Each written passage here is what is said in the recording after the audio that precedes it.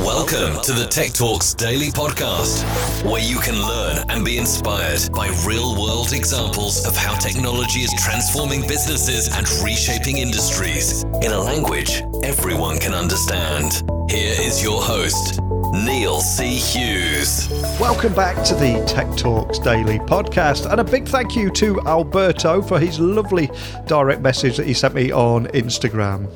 Alberto listens in Italy. He's been listening to the show for some time. And guys like you, Alberto, are the reasons that why I record this podcast every day. Now, today, I'm going to be talking to Rich Aberman. He's the co-founder and CSO at WePay, which is a payments partner to the platform economy. The payments platform was also acquired by JP Morgan Chase in a deal valued at over $400 million. And which is playing a key role in JP Morgan Chase's tech expansion and experimentation in Silicon Valley. But the real reason I invited him on the show today is that Rich has a fantastic background and an inspirational story too, having started WePay as a side project on his way to law school. There's so much we can talk about today. So in today's interview, Rich is going to offer a little more depth on how WePay started, as well as its evolution over the last 11 years. Specifically, of course, related to that company's acquisition by JP Morgan Chase. So let's head over to the Bay Area together and speak to Rich to find out a little bit more. Yes, that means you at the back. Come on, we're ready to go now. So a massive warm welcome to the show. Can you tell the listeners a little more about who you are and what you do? Sure. My name is Richard Aberman. I am one of the co-founders of WePay, an integrated payments company that was acquired by JP Morgan Chase December of 2017. And I run our product organization. And one of the reasons I'm excited to get you on the show today is you have a fascinating background, having started WePay as a side project on your way to law school. So for other startup founders looking for inspiration, can I ask that you share that story and the story behind WePay? Because I've got a feeling that somewhere in the world, it's going to inspire somebody else to go on and do the same thing. Yeah, happy to. And I'll say as a quick caveat that what we're doing today and the product and solution we're selling is profoundly different than the original problem that we set out to solve. Over our 10-year journey, it evolved pretty dramatically. So I think the founding story is relevant in terms of, what catalyzed us to action, but might not be relevant in terms of, the problem that we saw and that we ultimately ended up solving, because that changed over many years. Yeah.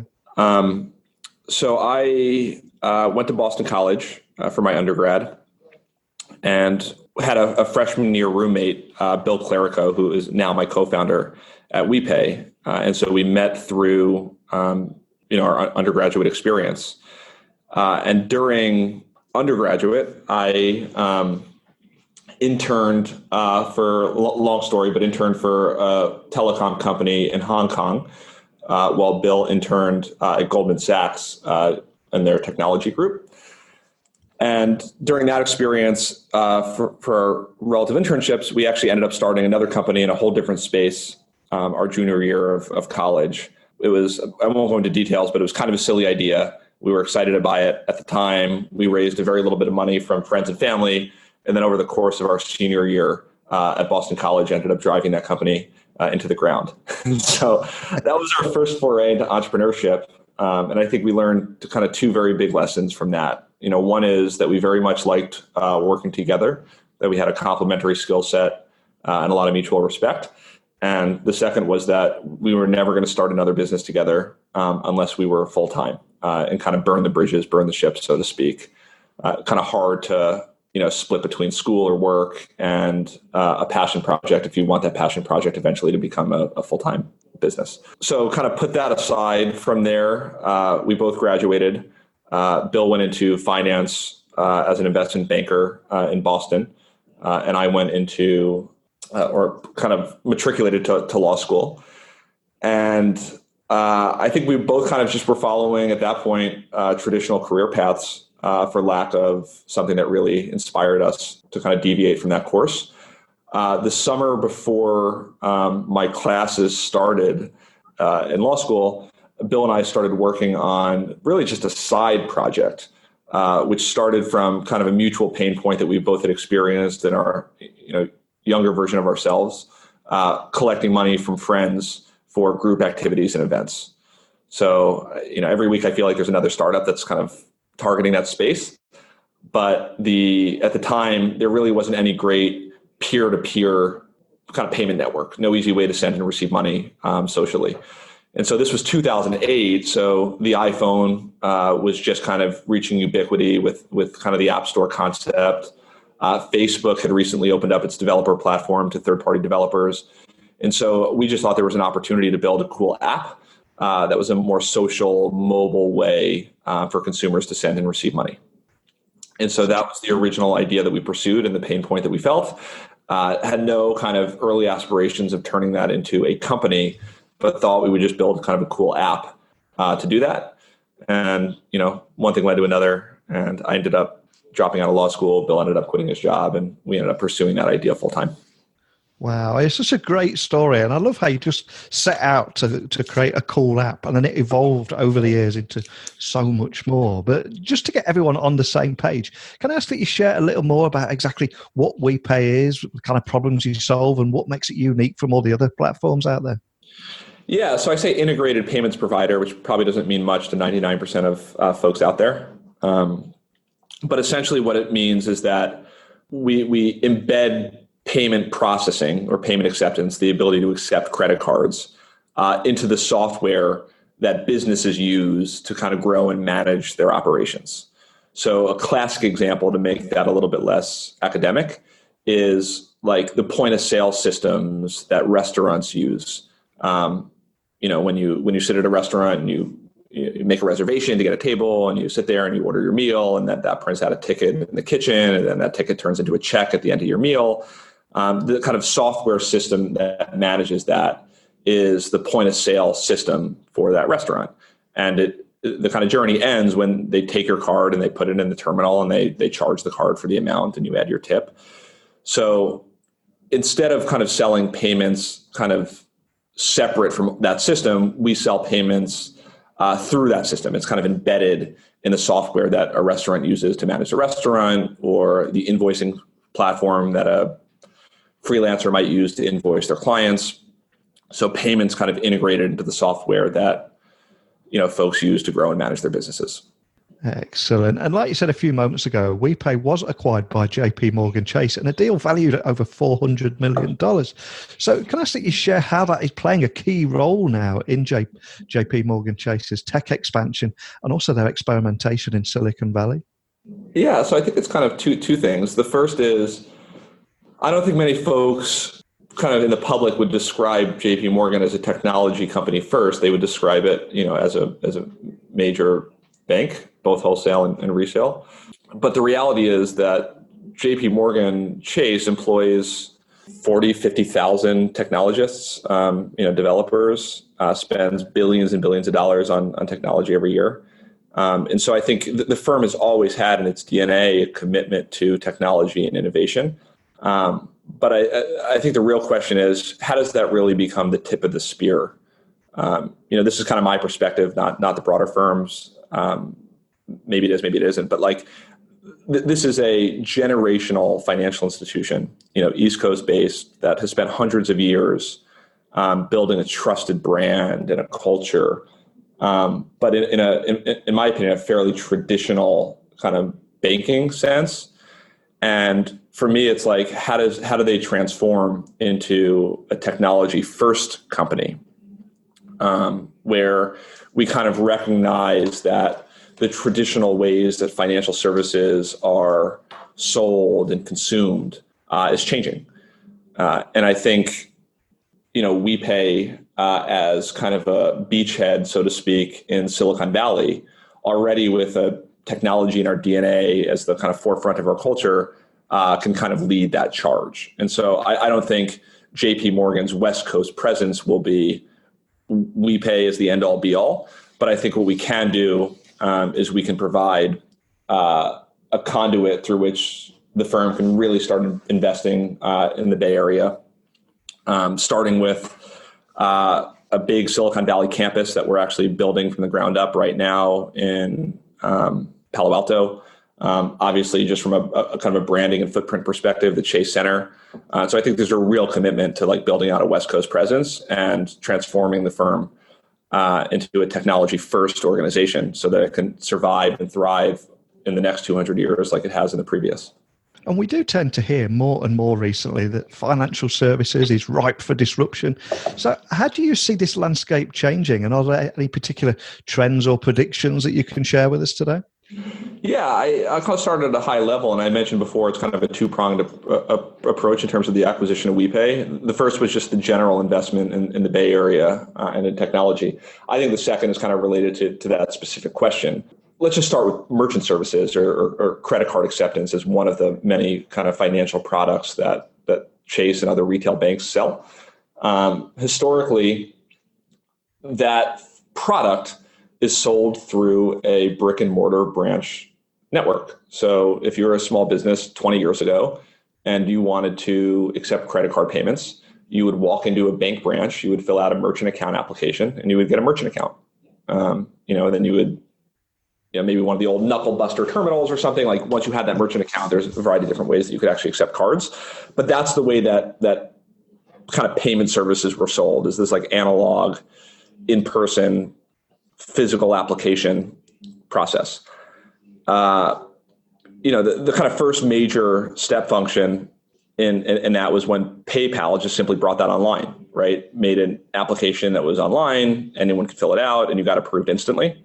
I think the next major iteration that we're seeing is not only is it online, but it's now baked into the software that you're already using to manage your business. So, folks are no longer going to paypal.com to start accepting credit card payments. They're selling things on Etsy, or they're selling things on eBay, or they're sending invoices through QuickBooks or FreshBooks or Xero, or they're creating an online store using Shopify or BigCommerce. And the ability to accept credit card payments is a feature of those platforms. So just looking at it fairly narrowly, that's the business that we're in, is making payments a feature of those platforms, so that from the small business perspective, they don't need to go into a branch. They don't need to go to chase.com or paypal.com. They just simply need to use the software they're already using to run their business, and they can accept payments through that.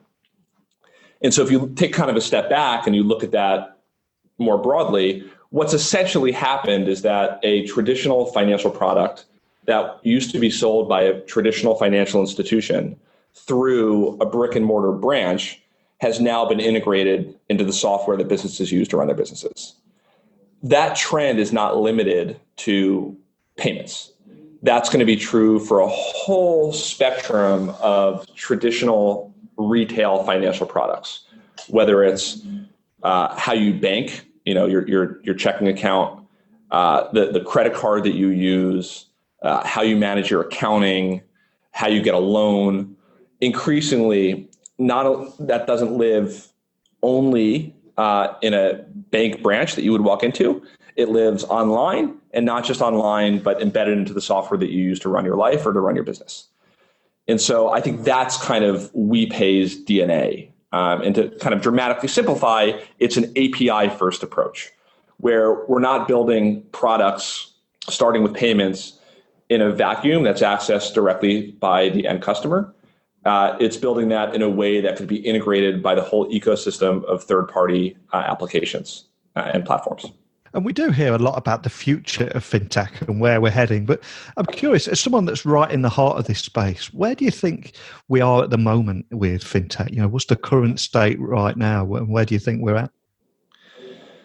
Yeah, I mean, this sounds cliche, but I think it's cliche because it's true. We're just at the starting line. So if you look at the rate of innovation, I mean, for decades, these base financial products, merchant services, lending, traditional banking, checking accounts, issuance, were fairly commoditized. I mean, there wasn't a huge amount of technical innovation. They were sold based on relationships and pricing. And that's just beginning to change. So I think it's not a coincidence that most of the FinTech excitement has started in payments, because I think that was probably the most ripe for disruption, and had the most opportunity to leverage technology to dramatically improve the experience for both buyers and sellers. And it started with companies like PayPal, but now it's WePay and Stripe and Braintree and Square. And we're all kind of chipping away at payments. But if you look at the announcements that are coming out of these same companies that I just named, it doesn't stop there, right? It's lending, it's issuance, it's capital, it's traditional banking services. So not only has like the kind of chipping away that FinTech is doing to traditional banking services been accelerated, but like the level of technology and innovation is accelerated as well. So like, you look at the payments market in the US and like we're just now getting ubiquity for chip and PIN or like NFC, right? Like that stuff is like decades old. Yeah. But now it's like, how do we use biometric authentication and not just a thumbprint, but your face or a palm scan? It's how do you just remove the checkout experience altogether so that payments just happens naturally when the transaction is complete. You step out of the Uber and your card is charged. Right? You don't need to think about payments. Yeah. So like all that stuff is happening, but still very narrowly and still in very limited context. So I think you're going to see that stuff roll out very, very broadly, very quickly over the next couple of years. Payments being the tip of the spear and then eating away at other financial services quickly following.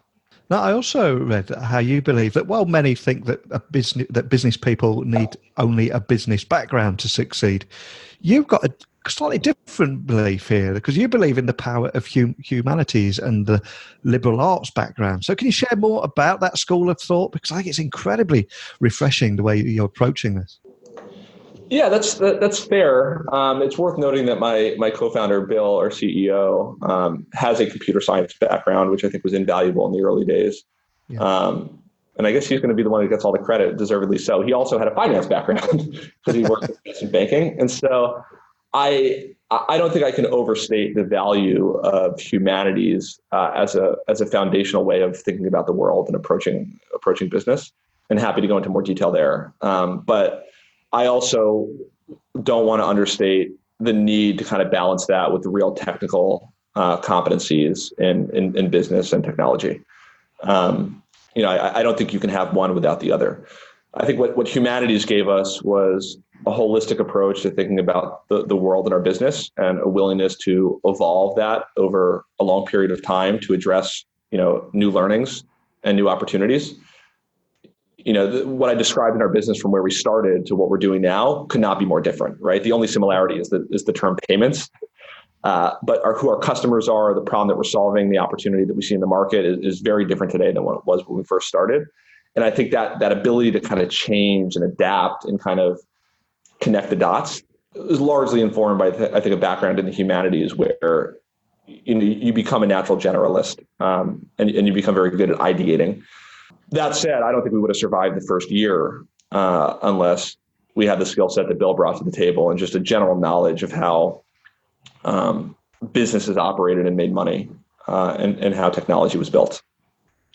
Yeah, I completely agree. And I think as we're looking towards the future as well, and artificial intelligence and automation, they're going to start, these technologies are beginning to take away the repetitive and mundane tasks. So in some ways, we need to get rid of the robotic side of our personality that we've been trained to use all these years, leave that to the machines. But then we do need to get back to the humanities like creativity, collaboration, and empathizing with people. They're the real skills that are going to be needed more than ever, aren't they, moving forward? Yeah, I think the two go hand in hand. I mean, technologists are building technology to automate and to streamline and make things more efficient, but those technologists are collaborating and interacting. And I think our best developers, our best designers, our best product managers kind of all have an inherent ability to take a step outside of their core technical abilities and to think more holistically about the problems that we're solving. So. Absolutely. So as someone that's been on an inspiring journey, I've got to ask, what are the biggest lessons that you've learned along the way, and what would you like to pass on to a startup founder at the beginning of their journey out there? Yeah, I think there's a few, and not to sound cliche, but most of these are kind of canonized in our company values. So, you walk into our office and you read them on the wall. And they look like these kind of general platitudes that could apply to any company. But certainly for us as founders, they have kind of deep personal meaning based on kind of our journey and lessons learned. And so just to kind of rattle off a few, one of ours is just invest in relationships. I can think of no less than half a dozen times where, our company was on the brink, and what saved it was kind of deep, authentic relationships that we had with investors, with customers, with coworkers, where we can lean on that to kind of get through some of the tougher times, starting with just the relationship between my co-founder and I. The joke is that I've spent more time in therapy and investing in having a healthy relationship with my co-founder than I have with my wife, for better or for worse. So that's just one. It's just like there's no replacement for like deep, authentic human relationships. And so like it's tempting, especially in the early days, as you're just scrapping to get by and make progress on any front that you can, to be kind of transactional about things. And I would say 9 times out of 10, it's kind of a better approach to, sacrifice the short-term transactional benefit in favor of the long-term relationship. So that's one. I would say another one is like, when we fell into this trap early on, like it's so tempting to fall in love with an idea and the problem that you're solving and convince yourself that despite all the tried and true advice that you've heard about iterating and pivoting and evolving and being willing to change, that like you're just so confident this is the idea. And there were probably 2 or 3 times over the past 10 years that we've really had to make a tough decision and change course. And I don't think we would have achieved the outcome that we had if we hadn't been willing to really embrace that change. I think that's certainly true from a product strategy perspective. Also true from a corporate structure, HR perspective. You kind of have to be willing to rip off the Band-Aid, so to speak, and move in a different direction. So looking to the future then, what's next for WePay? Is there anything else that you can share with us today about the road ahead? I understand you're probably limited to what you can share, but are there any teasers that you could possibly leave us with today? Yeah, I would say for us, like our strategy is no secret. We've been screaming it from the rooftops. We think there's a huge opportunity to kind of integrate best-in-class API technology with the broader experience and products that you can get from Chase, the bank. And so kind of the first example that we actually announced, I think today or yesterday, was if you bank at Chase, so you have a checking account with Chase, you can get same day availability of funds from payments that you accept via credit card from WePay. So it just kind of shows the synergy between those two products. If you accept credit cards through WePay, which is Chase, and you bank with Chase, you're going to get better cash flow. And I think that's kind of one meaningful product release, but in the scheme of things, one small step towards, I think, a series of announcements around how the Chase ecosystem, these various products work better together and work better with the software that you're using to grow and manage your business. That's our strategy. Fantastic. Well, a huge thank you for taking the time to join me today. But before I do let you go, could I just ask that you remind everyone listening of where they can find you online and also contact your team if they're left with any questions after listening to our conversation today? Yeah, WePay.com is our website. Press at WePay.com is how to get in touch with kind of our marketing PR team. And you can find me on Twitter at Rich Aberman. Excellent. Well, I'll add those links to the blog post that will accompany this episode. You've been on a fantastic journey. I love everything that you've achieved here. And I've got a feeling there's so much more to this story that's going to unravel as you continue to evolve moving forward too. But a big thank you for taking the time to come and speak with me today. Thanks again. Thanks for having me. We're always hearing at the moment the world of financial service is ripe for disruption. So I cannot thank Rich enough for diving into how the next disruptor won't be a neobank or an addictive app, but commerce software. And there were so many great lessons learned from his successful exit and how Rich and his CEO guided WePay through multiple pivots and a successful exit and then integration. But the biggest takeaway for me was how he started off with just an idea to create a cool app and how he continuously evolved the business over the years. But I also want to thank Rich for providing more meat on the bones of the picture of that current state of FinTech and all those technical issues and innovations that are changing payments and the broader FinTech industry as a result. And finally, of course, the power of having a liberal arts background in Silicon Valley was something that really fascinated me. But what did you enjoy about today's episode, or indeed any of the episodes that we've recorded and released to you guys recently? Or maybe you've just discovered us and you've binge listening some of the very early episodes. If you've got any questions, feel free to email me directly, techblogwriter@outlook.com, tweet me at Neil C. Hughes, or pop by my website, techblogwriter.co.uk, where you can find links to all 960 podcast interviews we've had, and we've had some fantastic guests over the last 4 years. But it's time for me to go now. I'll return tomorrow with another great guest, but all that's left for me to say is a big thank you for listening. And until next time, don't be a stranger. Thank you for listening to the Tech Talks Daily Podcast with Neil C. Hughes. Remember, technology works best when it brings people together.